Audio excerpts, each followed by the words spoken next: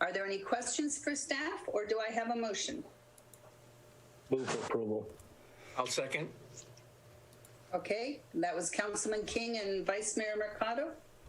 Correct. Okay, Councilmember King, Aye. Vice Mayor Mercado, Aye. Councilmember Andrusik, Aye. and Mayor Sierra. Aye. Thank you very much. Okay, presentations. Do we have any presentations tonight? No presentations this evening. Public hearings. Do we have any public hearings tonight? Also, no public hearings. Thank you very much.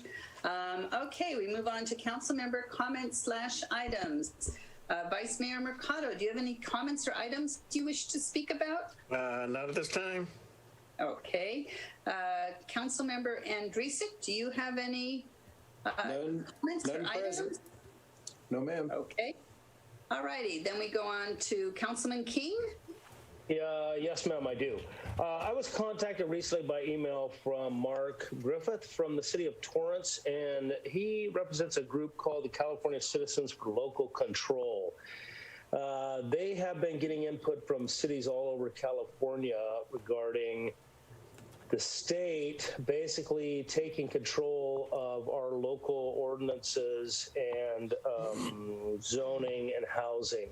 Now they are drafting resolutions in each of these cities, and I think he's got 29 or 30 cities already, and they want to address the state of California regarding basically taking over our local control when it comes to our local democracy, our zoning, and our housing.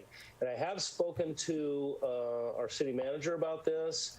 He is aware of this issue, and I would like to have this come back as a resolution in a subsequent city council meeting.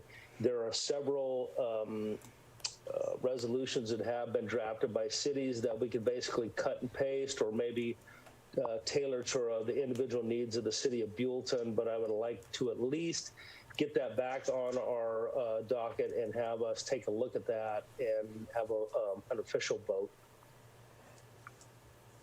Question? That sounds good. Certainly, Councilmember Andrusik. Yeah.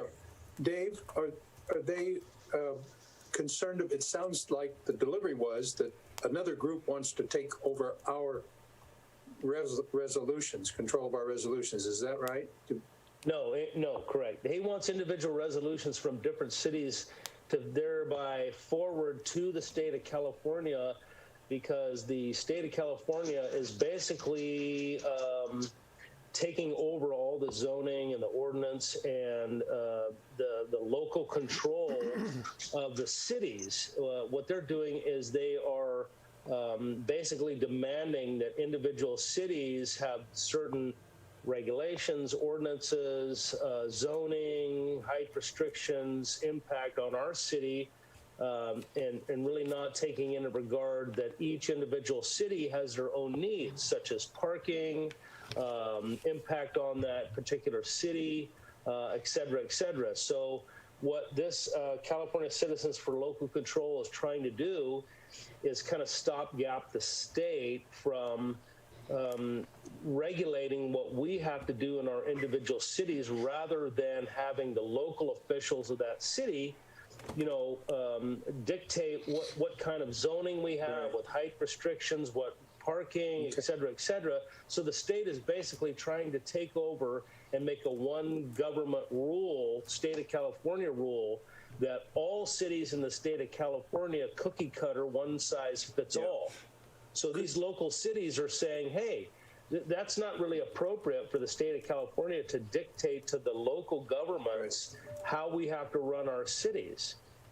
Does Greg have boilerplate for what rights we have within our territory? Circumstances has to, have a certain amount of density, irrespective of parking, et cetera, et cetera. What the question is, do we have protection against them redesigning our format?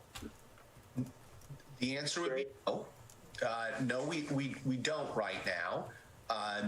What the state government is doing, and I don't want to speak at length because I do think this is something that you'll want to put on your agenda so we can discuss. Right. the state government in balancing what it views as a need for more inexpensive housing within the state is taking actions, like Councilman King said, to erode local power.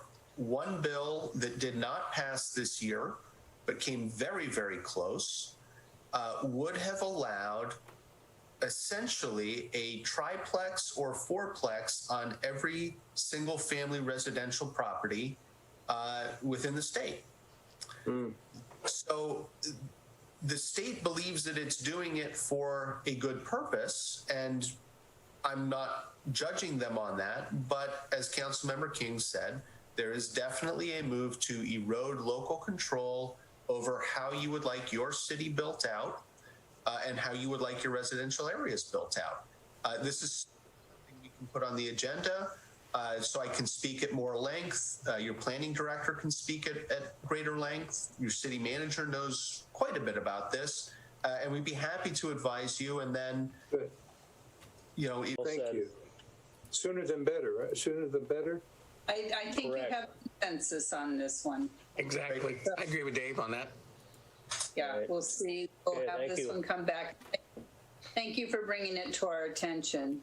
I just Yeah. had two. The first one, I wanted to announce that Logan De Leon, Boy Scout Troop 42, has just passed the Eagle Scout Board of Review.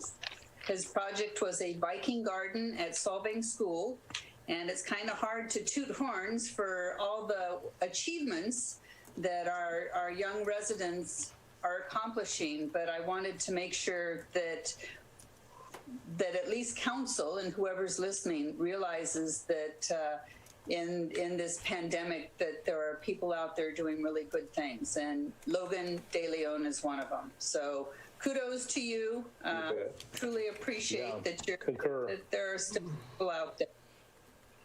The other one is, I just want to ask council, I'm not sure if this is the right meeting or maybe another meeting. You said you wanted public input about vaping. Do we want to put this back on the agenda again to discuss, or do you need more public input? Find out if one of those resolutions that these cities have can protect their right to run their city instead of getting whipsawed by out-of-towners. People telling Okay. us what to do, taking over for Buellton because they're not happy with Buellton for whatever reason. Okay, You know, most of these were Buellton residents, but okay. So you're not in favor. Wait a minute. If there's no consensus, then we'll just hold off. But No, what? I've certainly received. Maybe I misunderstood you. What were we going? We're going to bring it back for an agenda item? If the council wants to revisit possible restrictions on vaping flavors, if the council's not interested, then I will hold off. I just know that when a couple council members said they wanted public input, I don't know about you guys, but good God, I can't find the public comment letters for all the public input I've received. So it's totally up. I mean, this is whether we put it back on or you want to get some more public input. If we have if we have an agenda item, they'll have their opportunity to make their presentation. And I guess, you know, I'm not a vaping advocate, but so we need to hear from the public. It seems like I don't know what they want us to do. I know I've been getting a lot of emails. I just wasn't sure if council wanted to hear it at this point, or they want more public input before it comes back as an agenda item. I would have no problem bringing back, but I think that would be something that when we have a full council, so maybe we can talk about when John comes back. Okay, wait until he comes back before we decide to put it on the agenda. Yes. Yeah, I agree with that. Okay, Okay. will do. I appreciate the input from council. It's a very sore subject with a lot of Buellton residents, and I just think we are so much all that and then some that it just seems like something that Buellton could get behind. But we will certainly wait until we have a full agenda on that. Okay, moving on. Written communications. Do we have any? No, ma'am. Okay, committee reports. Today, Councilman CCWA, Andrusik. thank you. Please.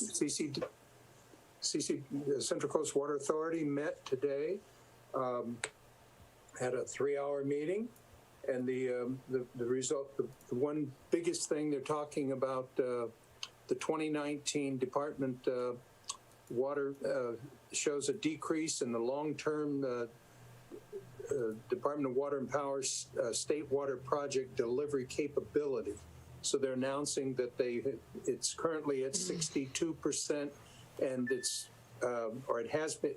Yeah, the current 62 is going to 58% for availability of what our allocations are.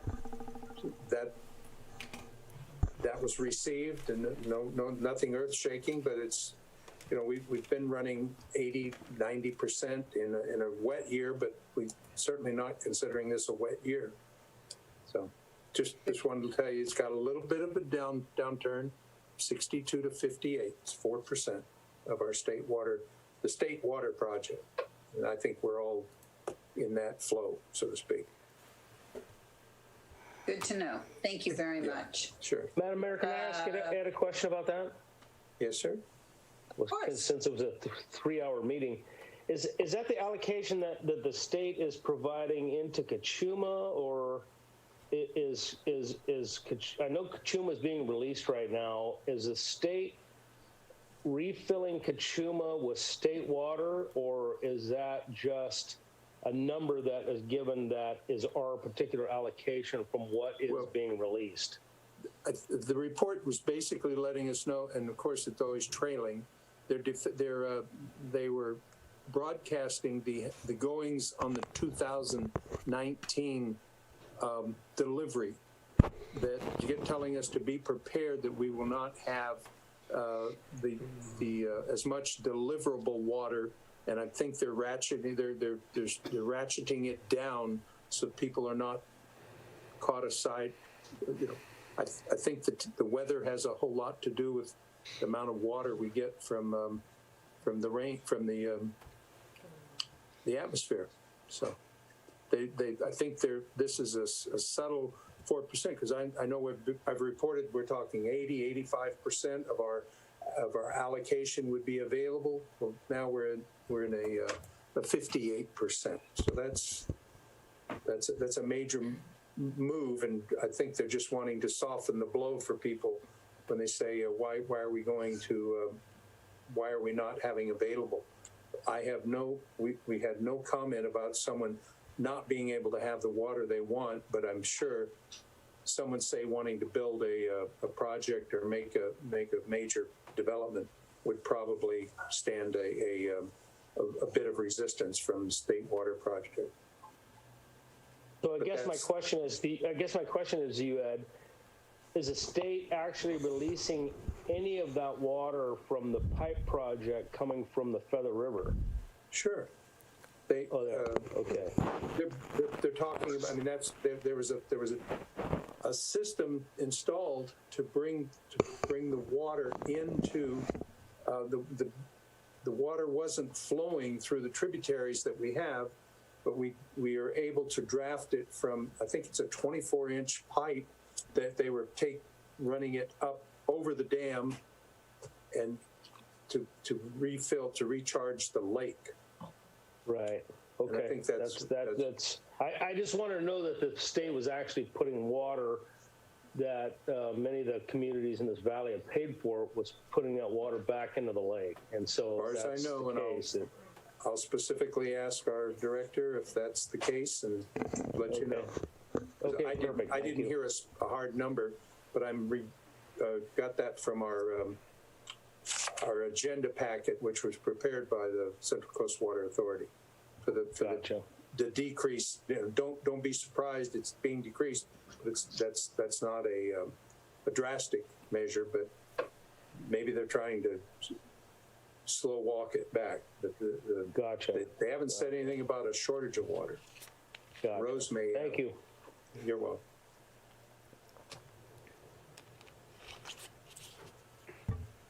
Didn't know if Rose had anything to add to it. She's usually in attendance. If you'd like, yeah. Yes, I can clarify further. Dave, the water releases, you're talking about the ones from the lake here going down the San Ynez River, correct? Correct, and I understand the water rights on that. The people downstream Right. have to have the water rights, but my concern is that it was a huge expense to put that pipe from the Feather River down to our tributaries here, and I just wanted to make sure that as we're releasing that the state was replenishing. Right, and so it's not so much that they're replenishing. There's still water from the state that goes to Kachuma to provide water to the south communities, because all of us here in North County were fed directly from the state pipeline. So the release down the San Ynez River is different from the water that state's delivering to the South County. Gotcha. Okay, thank you. Gravitation. Right. Okay. Righty. Thank you. Councilman King, did you have any committee reports? Haven't been to one in a while. Okay, it's tough. Vice Mayor Mercado, committee reports? I did have one. There was a board meeting from the Visitors Bureau, but since Kathy's going to present her report, I'll let her talk about what was on the agenda and let her proceed with that. Okay, thank you. And I just had a couple. The Library Advisory Committee, I guess marijuana sales tax is way up for the County of Santa Barbara. So this year, our libraries are okay. And with the Santa Barbara County Association of Governments, the Safe Routes to School, they had money that they did not use, and they're putting $17,000, give or take, back to the city of Buellton to use for our bike program. So that was it for committee reports. We're going to be moving on to business items. Agenda item number 5 is the annual report from the Buellton Visitors Bureau for the period July 2019 through June 2020. And our staff contact is Finance Director Chanel Zamora. Madam Mayor and City Council members, tonight we'll have Kathy Reeland from the Visitors Bureau present the annual fiscal financial report for the year ending in June 30th, 2020. This is annual report required per the Visitors Bureau contract. Staff recommends that the City Council receive the annual report from the Buellton Visitors Bureau. And now I will turn it over to Kathy Reeland to give her presentation. Hello, Scott, if you Hi, have. Kathy, and welcome. Thank you. Good evening, Madam Mayor and council members. Good evening. Hi. I'm just going to, maybe we can share the screen. It should be, There we go. okay. That's it. So we can go ahead, Scott. This again, as Chanel mentioned, is our fiscal year end report for 1920. And next slide. Whoops. 2020. There we go. You said 1920. Well, I'm 2019, 2020. I'm shortening it. Sorry. All right. Sorry. Okay, so this was I just go over briefly. I don't want to drag out too long. I know you have more items ahead of this tonight on tonight's agenda, but just a brief history, talks a little bit about what our fulfillment was for the contract and some of the tasks that we're tasked with under our contract for the city. So you can go to the next slide. This is just a brief overview again, what we do as a Visitors Bureau. Again, we're still working with 360 View PR. They're working out and they reached out to our travel media writers, and then also Solutions on Second for some of our marketing consulting, social media, digital marketing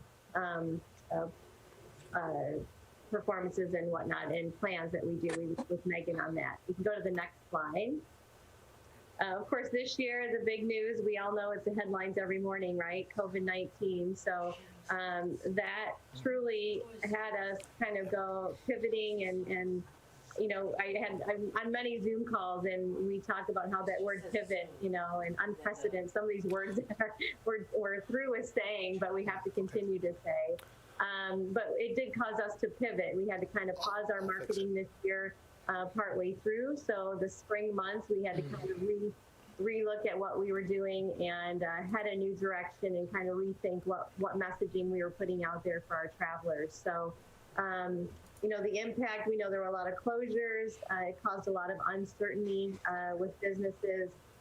Fortunately, in Buellton, our hotels did stay open. They remained open throughout the shelter in place. They were there for essential travel. The campground, Flying Flags, did have to close for a while because that was a mandate on the campground. So we did lose TOT there, which was unfortunate. But you know, we were able to thankfully keep our hotels open during those few months. So the numbers, of course, we know there's a decline the months of March through June. Those last few months of the fiscal year, we definitely saw a big decrease in our TOT numbers. So happy to say, though, I think we've seen an uptick in those as the summer went on and people became a little more comfortable with traveling. And so hopefully we'll have some key weekends ahead of us as we continue.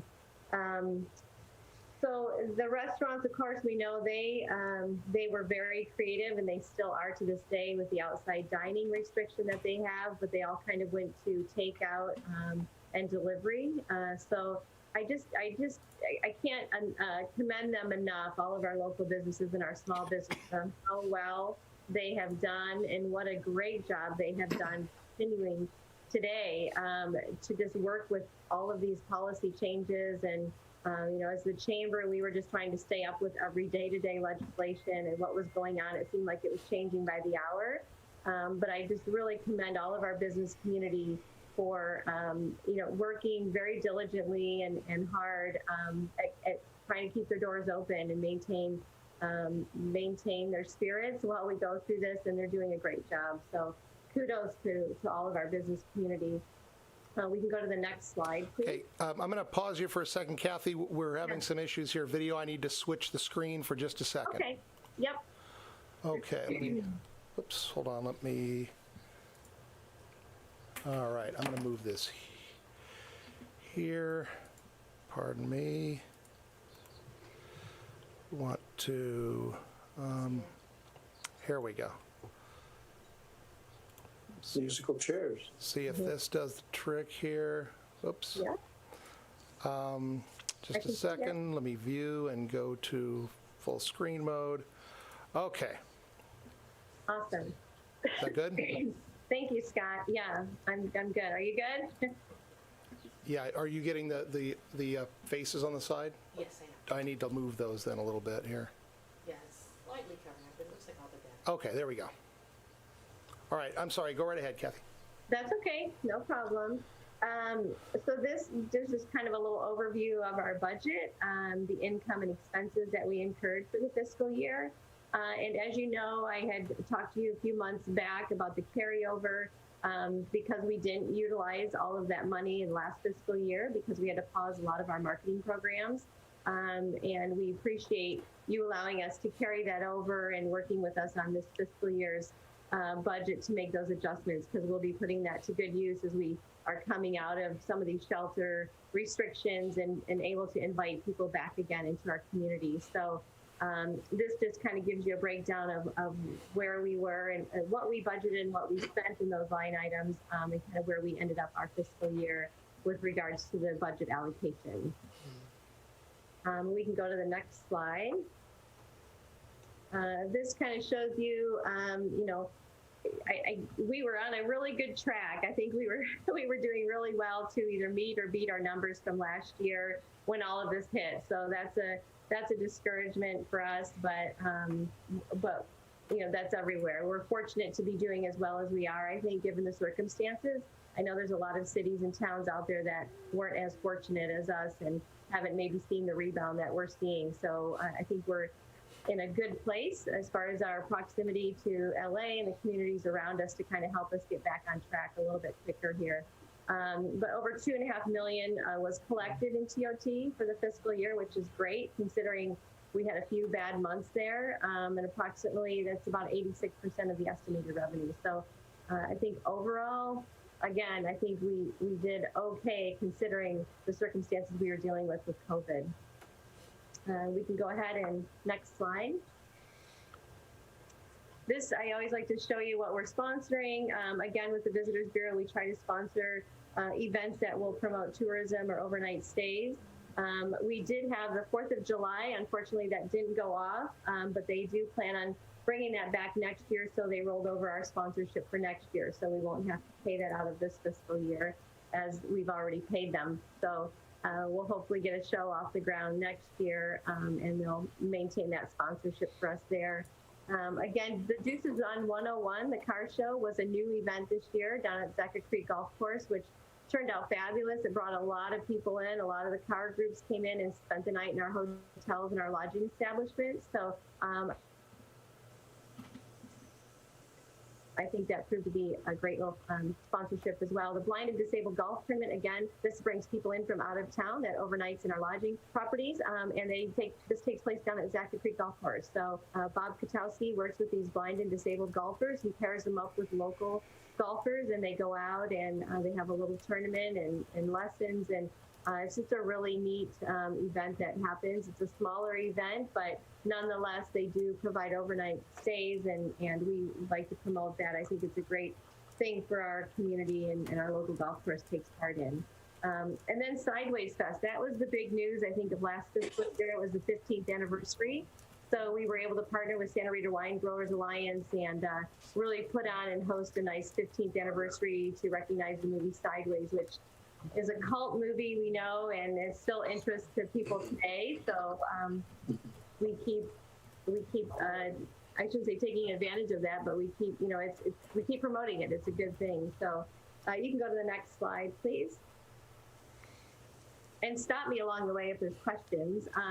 This is just kind of an overview. We kind of track our walk-ins and calls from the visitor center, any mailings that we do, visitor bags that we hand out. As you can see, it was very low this year.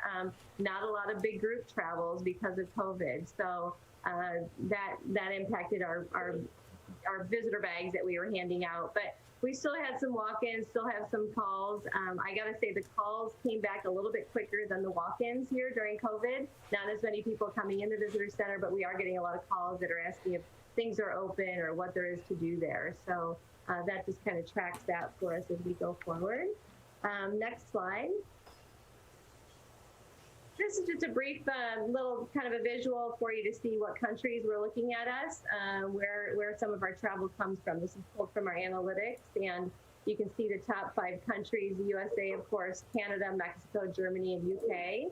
And then the top states in the United States will be California, Illinois, Washington, Oregon, and Texas. So kind of fun to see where the people are looking at us, where they're coming from, and if we should focus any marketing dollars in these areas as we go forward. This helps us kind of look at those areas to see if it's worth us looking into further. So next slide. Again, some of our analytics on our website, they show our visitors. We have a 50%, a little over 50% are females. So of course, they're the ones looking and trying to be influenced and make decisions for the household, it seems like. So we see a little higher female trend there when it comes to the website traffic. The age group is really interesting, which is great for us. We're not specific to one age group or demographic. We've got a great variety there and a lot of interest from many demographics. So that makes our destination even that more marketable when we can reach out to a larger audience. So that's good to have. Next slide, please. Social media, we're seeing an increase in our social media traffic and followers. Each of these platforms, we saw growth. We saw a little over 2.2% growth on Facebook, about 4.7% with Twitter, and the audience on Instagram was a little over 14%. So that was a big one for us this year. A lot of traction, a lot of impressions. We just continue to push our social media platforms and try to get people to follow us and engage with us when they're here, or when they're kind of being inspired right now online to follow us. Next slide. Some of our digital marketing that you'll see here, we work with Madden Media on some of our search engine optimization, which is SEO.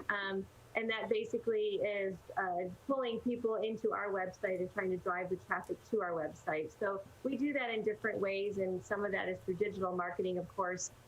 We did some storytelling, which is we put some slides together, and it's just really still imagery that it tells a story about what's going on. And this year we worked on a mom's staycation, which was kind of focused at Flying Flag. So just kind of reaching out to all those moms, knowing that the females are on our website and looking and to be inspired. So that was kind of a fun one. And then also some digital marketing campaigns that we put out with display ads that you see on the left side there. So those are some of the graphics that we use, some of the marketing that's out there. And you know, sometimes you might not see it locally. That's because we're trying to reach out to get people to come here. So it might not always pop up on our local feeds, but this is what's happening outside to pull people in and showing up in different places. Next slide, please. So this is different channels, new advertising channels that we tried out this year. So again, with social media, we did some video ads, also a thing called SoFi. We worked on this with Madden Media and we created videos, but out of still photos. So it went to music. You might be able to click on one of them. I'm not sure if they'll play for you, Scott, or not. You could maybe click on. Nope. Apparently not. Okay. No. Oh, I'm sorry. Maybe not. No. I was thinking they would play there out of the slide. So, but these were kind of fun. They're engaging. Of course, video, any kind of movement is good when you're in social media. It captures your attention, makes you want to stop and watch it. So these videos, we found a lot of good traction from, a lot of interest came out of these, and people driving people to our site. So that was a new mode we took this year as well, a new item we did. Next slide. So in the past, we had talked about, we had started with a platform called U-Trip. Unfortunately, they went out of business, and so we were looking for a new platform that was basically like an itinerary builder, so people could engage with us in our destination and kind of look through different pictures and images and maybe click on what they might like or where they might want to go and research them a little bit deeper. And then, so we're working with a tool called Visit Widget. It's a downloadable app. You can get it on your Android or Apple phone. Or any Apple product, but you can download the app. Our little icon is up in the right-hand corner that you would look for. We also have a couple kiosks in our visitor center where people can interact with it there as well. But this allows people to go in, build an itinerary, kind of look at what they might like to do. It'll map it for them. It'll actually put it into a map to show them where they can actually go, how they get there from point A to point B. They can share it with their friends or family if they want, if they put up an itinerary. So it's really an interactive tool for our visitors to use. Again, people can download, learn a little bit more information about our destination, and find things that they might like to do and see while they're here or before they come or during their visit. So that was kind of a fun new thing we did. And again, we've got the little kiosks in our lobby, and we also take this to our trade show as well for people to interact with and kind of learn a little bit more about our destination. We can go on to the next slide. A couple of things we were able to do this year. We became a partner with Grow with Google.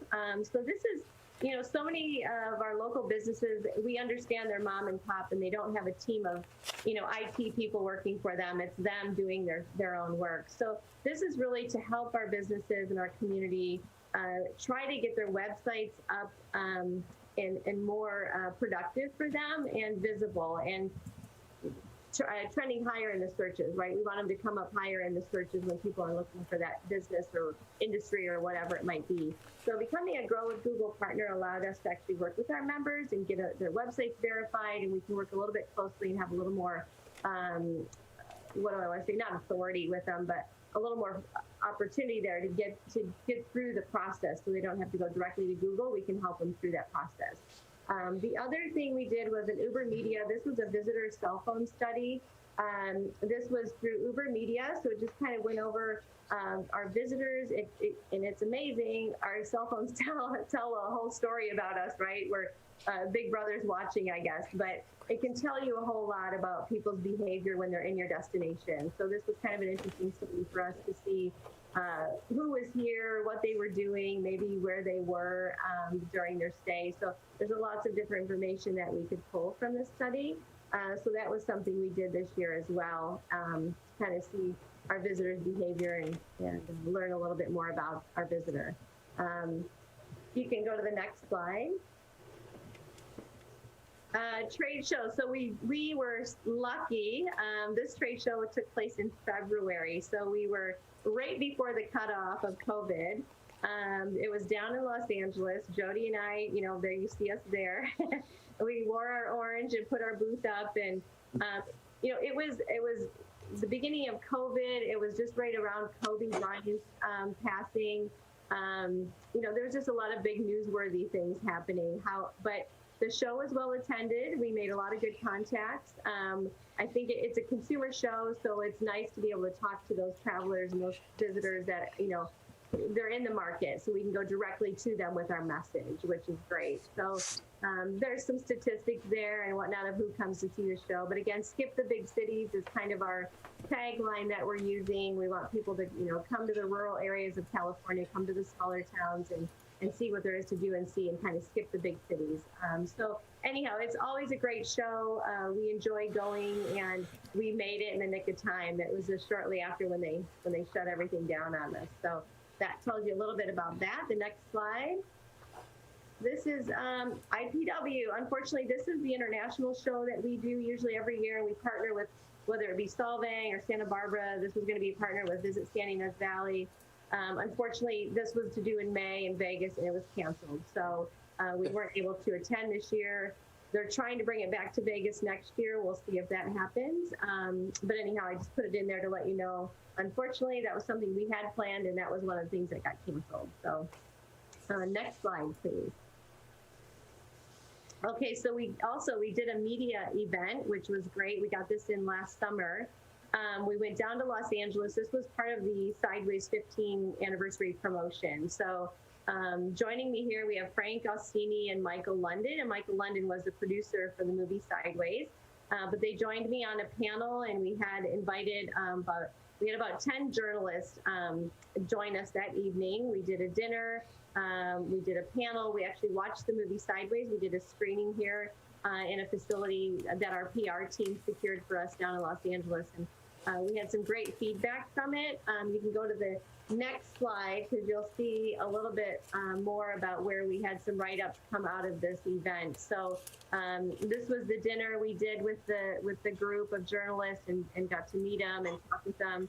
Some of the articles that came out, Yahoo, Montecito Journal, Los Angeles Times, Lala Scoop. So we had some great little write-ups come out of this. So that was really good around the event for Sideways anniversary. So that was well attended, and just some really great writers there that we were able to spend time with. Next slide, please.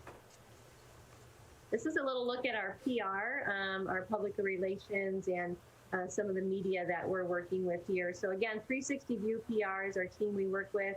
They're doing a lot of our outreach and pitching a lot of our stories and whatnot. So this just kind of gives an overview of some of their successes here and the different, how many pieces of coverage and circulation and the media that was pitched and visits that we had. So great turnout. Again, we had hoped to do one in the spring. We were working on one actually as COVID hit. So we had to cancel that, but we had been working with travel writers, trying to get them to come up here and do another a travel media fam tour, if you will, but just take them around our local area. So anyhow, we had to change that. We're working with them more individually now in this fiscal year. So hopefully you'll see some of that information come up in our 6-month report and so on.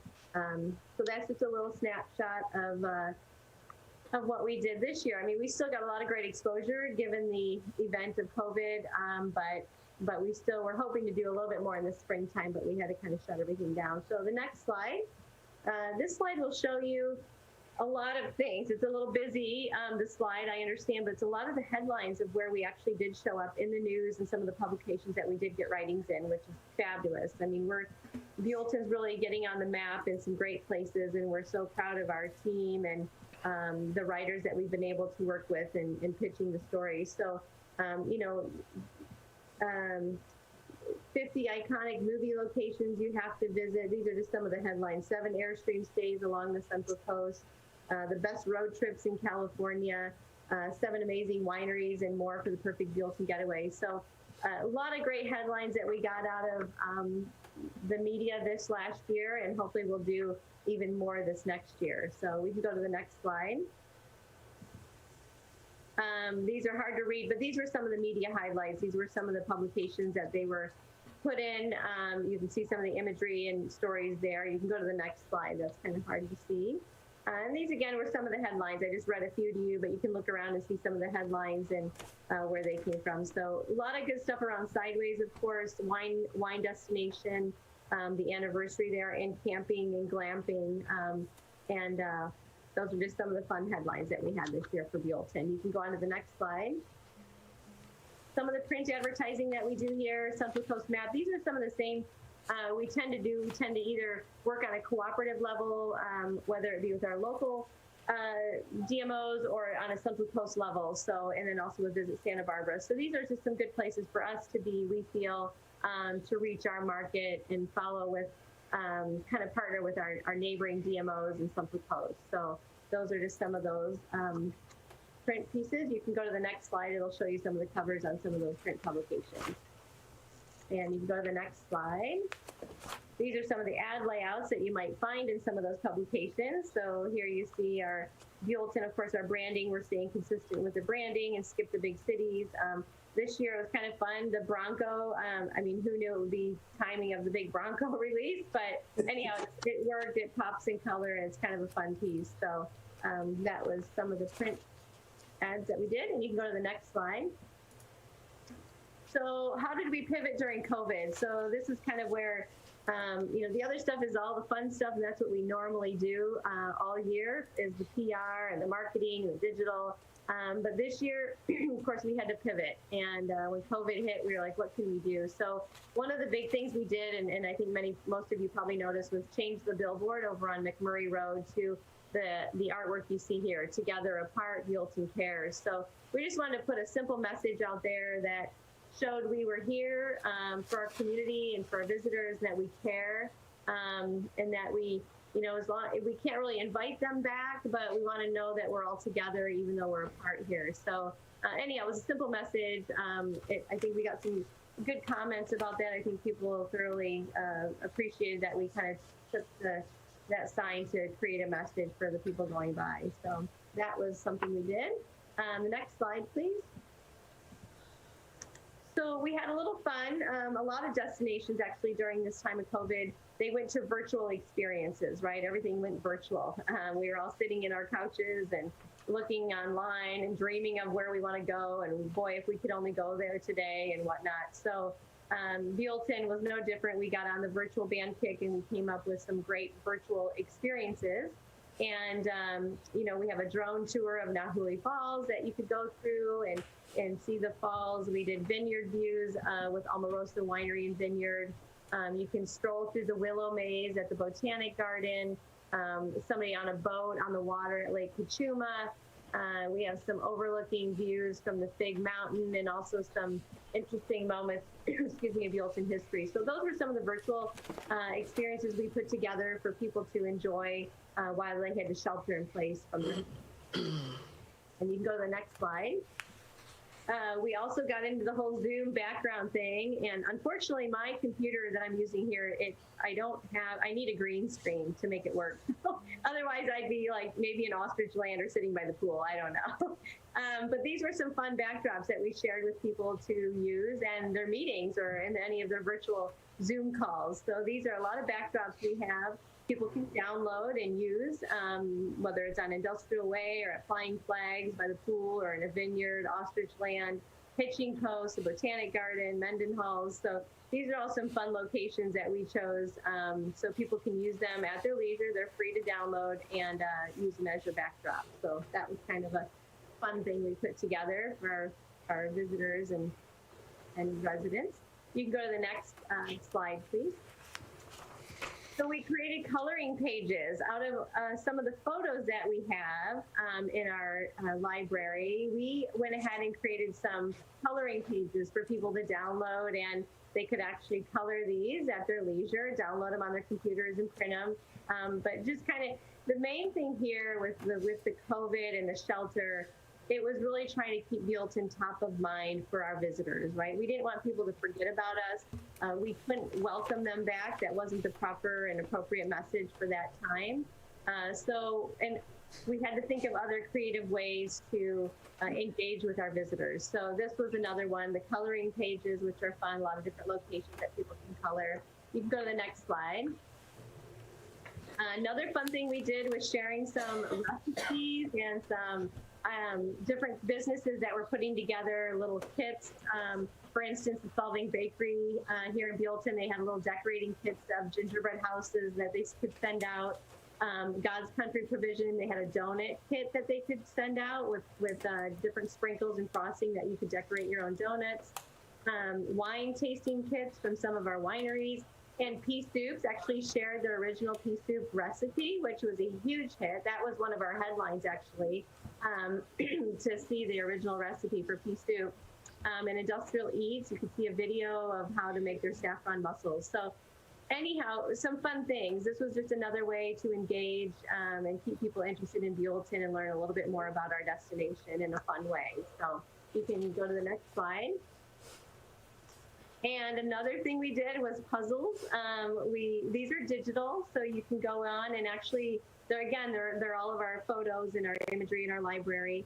But you can actually play with them and put them together. It's a digital puzzle. You do it online. You drag the pieces and pop them in place and do the puzzle online. So these were really fun too. I think they were just again some creative, fun ways to continue to keep Buellton top of mind and keep it interesting and fun for our visitors. So, and these were shared on social media and our blog posts and our website. So this is how we promoted these things that we were doing, is all through blogs and social media and whatnot. So we can go to the next slide. This was some of our blog posts that we did. You can see here, Megan, our Solutions on Second, she puts these together for us, but just basically keeping people inspired and informed. We talked about different ideas for Mother's Day or exclusive experiences people could get. We also discussed COVID, a little bit about it, how we're handling it, what our RISE guide said for our area, when we could open or what could be open. So we just use the blog as information and inspiration for our visitors. You can go to the next slide. I think I'm almost done here. I know you've got a long night ahead of you. So these were our billboards. Unfortunately, the Chili Fest, Brew Fest, we were never able to get off the ground this year. But we were able to do Restaurant Week and our Scarecrow Fest and Winter Fest. So these were just some fun ones that we switch out on McMurray Road. We try to do about 4 a year, and just kind of usually talking about our events and whatnot. But this year, again, we did the Together Apart to kind of keep that on mind with people, showing that Buellton cares about them. And the next slide. This is our Winterfest, our first time at Village Park, which started with a major downpour. We were sloshing around in puddles and muck, but the park looks beautiful. I was thankful it didn't get ruined because I thought, oh boy, there was a ribbon cutting. We were just opening up the nice new park, and then the rain hit. But nonetheless, we had a great turnout. Breakfast with Santa was great. A lot of fun pictures. We started a little parade this year. Hopefully that will grow in the future. I don't know about this year, but we'll see. And again, we bring in the snow for the kids and the vendors. But I think Village Park turned out to be a great location. I got a lot of great feedback on it. People seem to like that venue for this event. So that was fun. And again, thank you to the city for all of your hard work too. I mean, this is getting the park done and up and running, and JC was great to work with. We decorated it up a little bit this year and with some garland and bows and made it look Christmassy. So anyhow, it was a group effort and it worked very well, I think. And next slide, I think that wraps it up on my report. I'm happy to answer any questions. I kind of went through that quickly, but just want to give you an overview of what the year kind of looked like and when COVID hit, how we were able to pivot and continue to promote, but virtually in essence. So, and thank you again to the city for all of your support through this. We appreciate working with you and promoting Buellton. And, I have to say we had a couple new restaurants open during this time, which is crazy to think, but they're doing well. And again, it just speaks loudly of our city and how easy it is to work with you and do business here in Buellton, and just that we're a good place to be. We're a good spot to come. So thank you again. And if I can answer any questions, please. Thank you very much. You guys always do a terrific job. Questions, first of all, before we go to public comment. Any questions for Kathy? You're always so thorough. Really want to recognize their constantly trying new things. They're not afraid to try new things. And I think the board, if you pass on to the board, we appreciate you trying. You say, here it is, and some of the things stick and some of the things don't stick. So yeah, thank you. It's nice to see enthusiasm. Thank you for that. We try. Well, this was a year of trying for sure. Anything from public comment, Linda? No public comment. Okay, thank you. Comments before we move on to the next agenda? My own personal comment is, this COVID-19, I think you handled it beautifully. Your virtual, your puzzles, your interactive, your videos, your together apart. I just think I can't imagine any place that could have handled it better than Buellton and the Visitors Bureau did. Anything from the rest of you guys? No, I just agree with that. And Kathy and the staff do a great job, and being a participant in some of them, it's a great opportunity to see the rest of the people here in the Valley. So kudos to Kathy and her staff. Thank you. Well, we enjoy what we do and care about our community. I have to tell you, we have a great community, so it makes it even better for us, right? When you have support behind you, and we've got some great people doing a lot of stuff out there too. So it's definitely takes a village, I guess, right, to get through these things. So thank you. You do a good job. Dave, anything from you, or? Let me unmute. Yeah, I also kind of parrot what Art said. Is that the Visitors Bureau has always really done a great job. They work really hard in promoting the city of Buellton, and it's money well spent. Thank you. I appreciate that. It means a lot. I know sometimes we're just there doing little hamsters in a wheel. We don't come up for air. So we appreciate it. Thank you. You guys do a great job. This was a very, very thorough presentation for the annual report. Just wanted to thank you for your new office person, Jennifer. Oh, yep. She's very bubbly.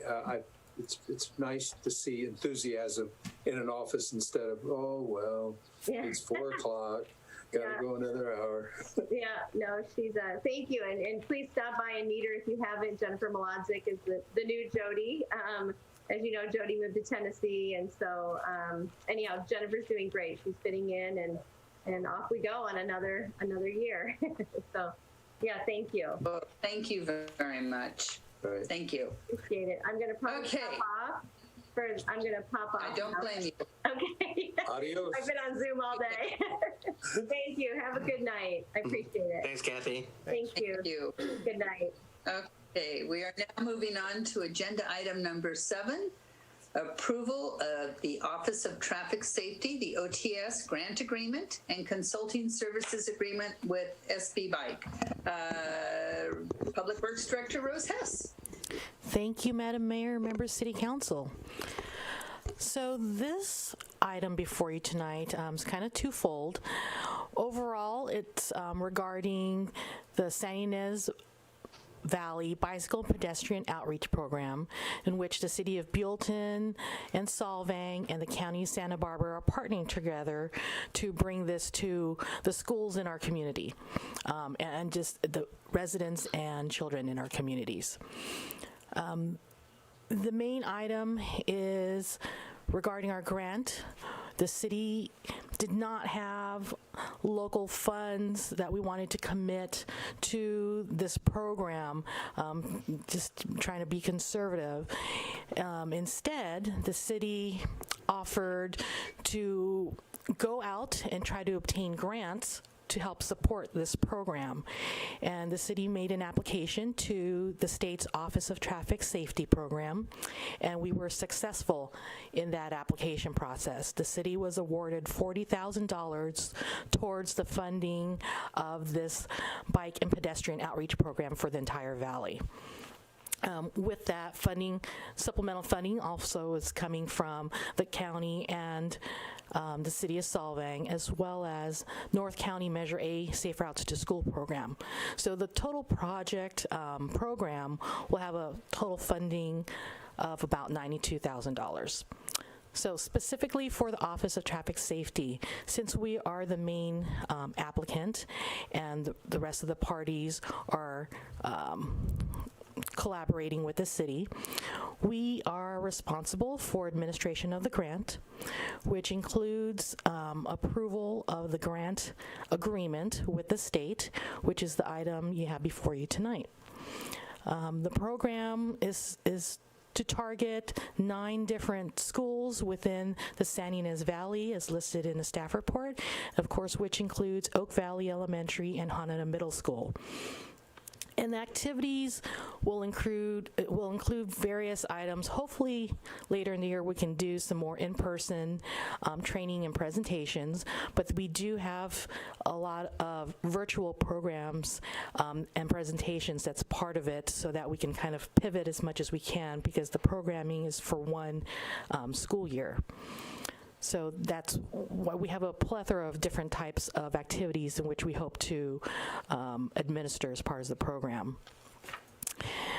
Part 2 of this, the County of Santa Barbara has an existing and ongoing contract to provide this type of outreach and education with SB Bike. Excuse me. And in order to facilitate our work with the contract, part 2 of the staff report and council request is to authorize a consulting services agreement with SB Bike to provide the implementation of the program. Again, this portion is just because it's specific to the bike program. It's all part of the entire San Ynez Valley program with the county and the city of Solvang. Again, I mentioned the amount is $40,000. This will require a budget amendment, as we did not receive notice of this actual award until June. So the program was kind of just in the wings, and with the little bit amount, we didn't even have Measure A monies that were targeted towards that. So Solvang and the county weren't sure if we're going to be able to bring the program forward with the few monies that they had allocated. So we will need to also request a budget amendment of $40,000, which will be reimbursed via this grant program. We were initially, just so you know, as far as the program, going to do a kickoff with our Open Streets program, which has been postponed till next year, but there will still be various kickoff programs that you'll see in the coming months for the bike and safety education, and different workshops throughout the year to still hopefully bring a robust program out of this, considering the circumstances so far. So with that, staff recommends that Council A, approve the OTS grant agreement and authorize the City Manager and Public Works Director to execute the grant agreement. B, to approve the SB Bike agreement for implementation of the grant scope of work in an amount not to exceed $40,000, and then authorize the city manager and city attorney to execute the services agreement. And C, to authorize the budget adjustment, adding the San Ynez Valley Bicycle and Pedestrian Outreach Program to the city's capital improvement project list with a budget allocation of $40,000. Okay, thank you. Are there any questions for Rose before I go to public comment? Vice Mayor Mercado, any questions? No questions. Councilmember Andrusik. Any questions? Nope. Very And comprehensive. Thank you. Councilmember King, questions? No, ma'am. No, ma'am. Okay. I had two. First of all, the timeline on this, it has to be done by June 30th of next year. Is that correct, Rose? That is correct. The program, actually, you know what? I have to double check on that because we have, it's 1 year. The next cycle begins on October 1st of 2021 for that next grant program. So I would have to get back to you exactly on the thing. It would be before October 1st for sure, but we might get a little bit longer than the June 30th date. Right. Okay. And the second question I had, I had an email from Scott Wins from Cars Are Basic, or CAB, and he was concerned with the contract with SB Bike. He wanted to know why we did not go out to bid on this, and I couldn't give him an answer. Well, the program is mainly run by the County of Santa Barbara. County of Santa Barbara is already in contract with SB Bike to run the entire program. So we were just a collaborator with the program project, and really we could just submit funds, but because we are awarded the grant, in order to do reimbursements via the grant, the contract has to be payments the city has made to the consultant, which is under contract with the county as SB Bike. So it's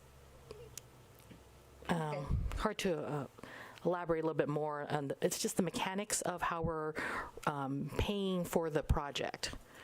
The grant is our match and contribution to the program as a whole, and the city is the recipient of the grant because we're the lead applicant on that. So in order to be reimbursed from the grant, it's payments that the city makes to the consultant. So in order to us to effectuate that transaction, the city would need to have an agreement with SB Bike in order to pay invoices from them. We can't take their invoices from the county towards the program. They didn't want to do the third party type. Got it. I will pass that on to Mr. Wins. Thank you for explaining it. Councilman Andrusik? Yeah.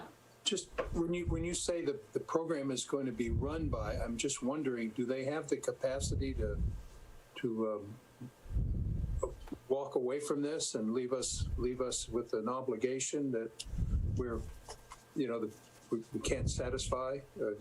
Are they committed? Is this the first round of this type of grant? I know sounds like they've got one up and running already in South Coast, right? Right. They have existing programs with the county at South Coast. So they're now they're bringing the program to North County. But we do also have an MOU between the county, Solvang, and ourselves that documents the partnership and collaboration between the three agencies. So we do have voting rights and how the $40,000 is spent. That we're not directed to just write them a check and perform. Absolutely right. Okay. Thank you.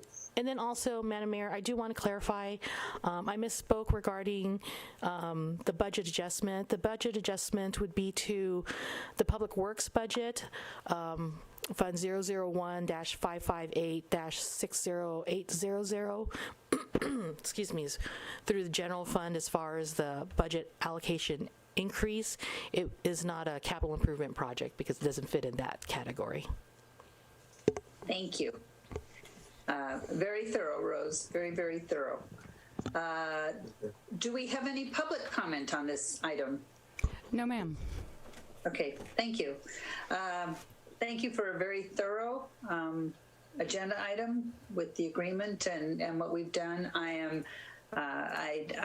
kudos to you for getting a grant this size for the city of Buellton. I bring it back to council for discussion and a motion.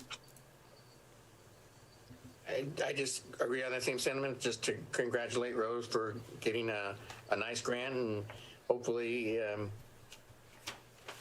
it'll be well turned out and especially appreciated by our 2 local schools, as well as some of the other schools in the Valley. Is that a motion? I will make a motion to accept what Rose stated and as the approval for the Office of OTS and the consulting agreement with SB Bike. And the budget Second. adjustment. With the adjustment to the. And a second, the adjustment. Okay, we've got a motion and a second. Linda? Okay, Vice Mayor Mercado. Aye. Councilmember King. Aye. Councilmember Andrusik. Aye. And Mayor Sierra. Aye, good job. Thank you, Rose. Yeah, really good. Okay, hang on a sec. I'm moving on.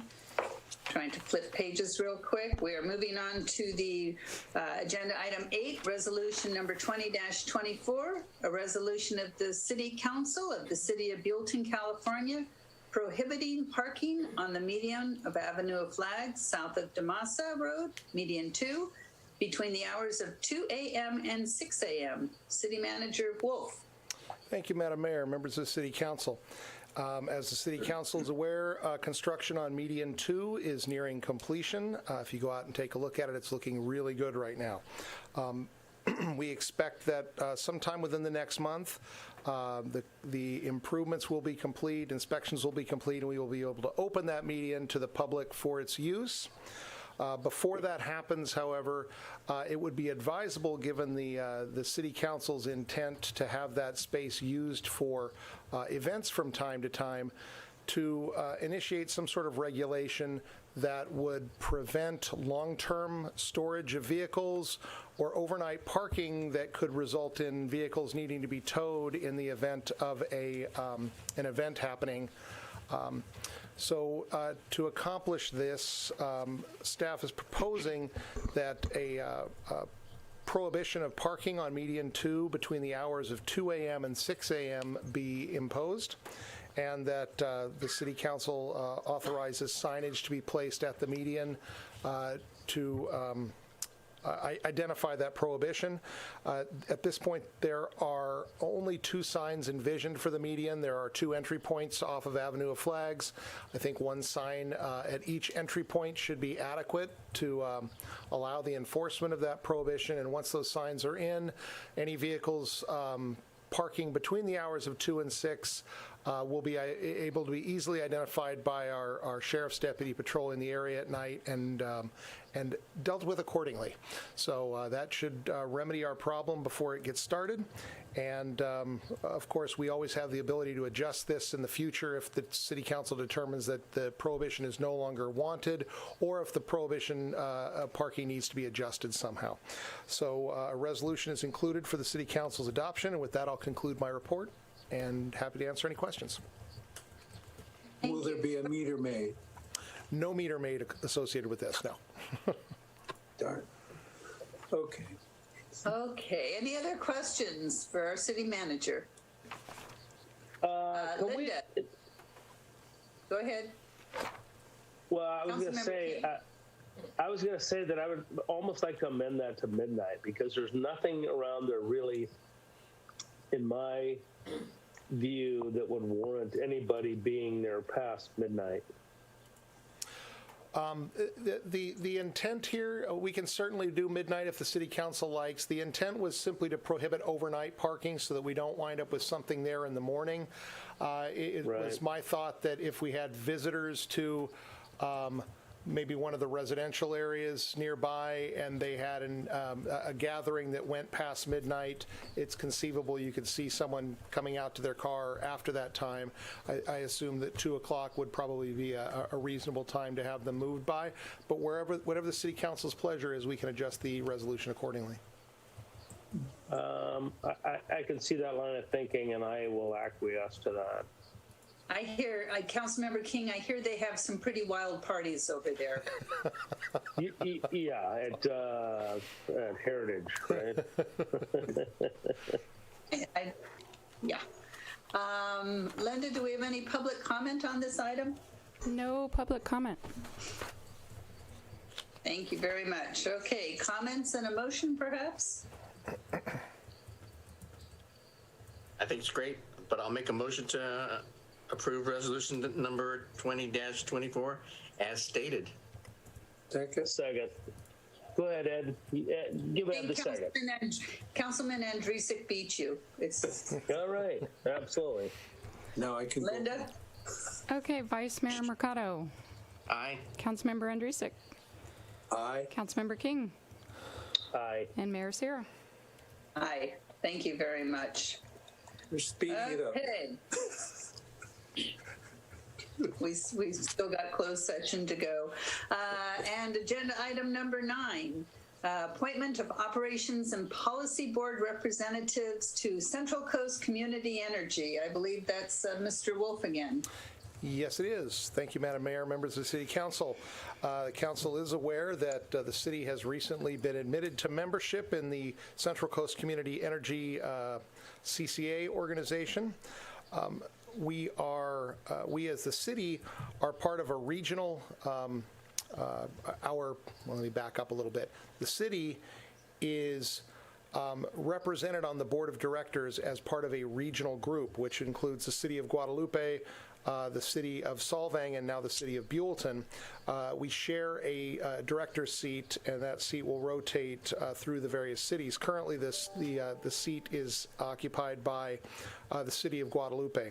However, the non-seated cities, of which Buellton is currently one, is encouraged.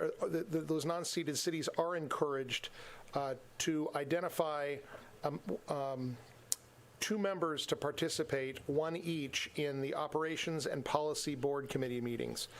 The Operation Board member is to be a city executive, while the Policy Board member is to be an elected official. In discussions with the mayor on this, the mayor has volunteered to serve on this very exciting policy board, and I would be happy to be the city's representative to the operations board. Of course, the city council is free to appoint those seats as you deem appropriate, but staff would recommend that the city council designate the mayor as the city's representative to the policy board and the city manager as the city's representative to the operations board. And with that, I'll conclude my report. Okay, any questions? No, ma'am? No questions. Anybody from the public, Linda? No public comment. Amazing. Bringing it back to council then for discussion and a motion. All righty, then I'll step in and make a motion that the city council designate the mayor as the city's representative to the policy board and the city manager as the city's representative to the operations board. Is there a second? Yes. I'll second it. Art Mercado, thank you. Linda? Okay, Mayor Sierra, Aye. Vice Mayor Mercado, Aye. Councilmember Andrusik, Aye. and Councilmember King. Abstain. All righty. Thank you. Moving on to the city manager's report. Thank you, Madam Mayor, members of the City Council.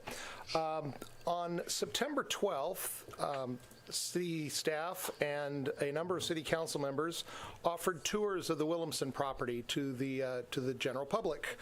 We had, I don't know, 6 or 8 different groups come through and take tours over the course of a couple of hours. The response was very positive, and we did receive a number of written suggestions as to what those members of the public would like to see happen with the Williamson property in the future. In further effort to reach out to the public and get some further input, we are going to be again offering Williamson property tours on October 24th between the hours of noon and 3 p.m.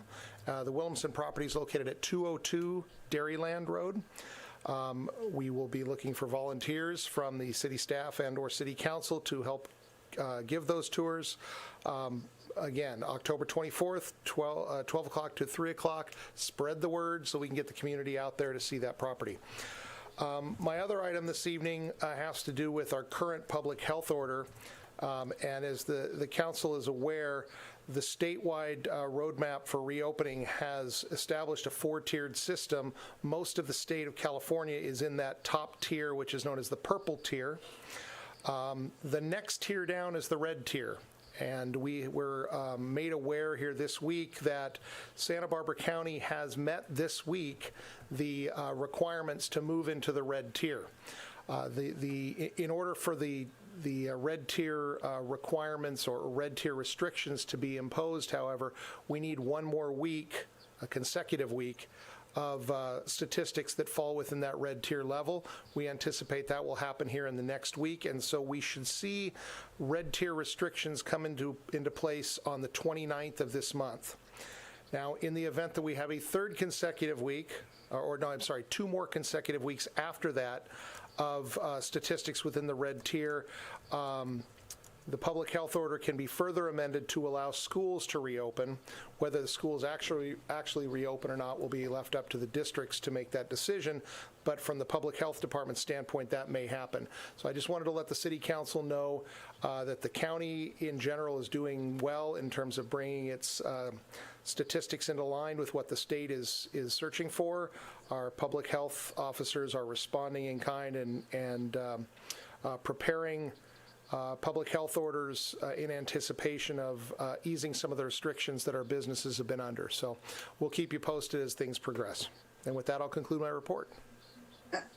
Scott, did you find out about the gyms with the moving into the red? Are the gyms going to be able to open to a certain capacity? Yes, gyms and health clubs can reopen. However, they must reopen indoors. Currently, they can operate outdoors. Under the red tier, they can operate indoors, but only at 10% of their capacity. So Okay. it's even more restrictive than the restaurants, which could open at 25% of capacity indoors. Gyms are limited to 10. Thank you very much. Appreciate that. Sure. Any questions for the city manager? Hearing none, I turn it over to Mr. Murphy. Greg? City Council will now adjourn to closed session to discuss one item of potential initiation of litigation under Government Code Section 54956.9 D4. Thank you. Thank you very much. Thanks, everybody. It is 7:43, so about 7:50, we'll try to get our meeting going. Yep. Thank you all very, very much. Thank you.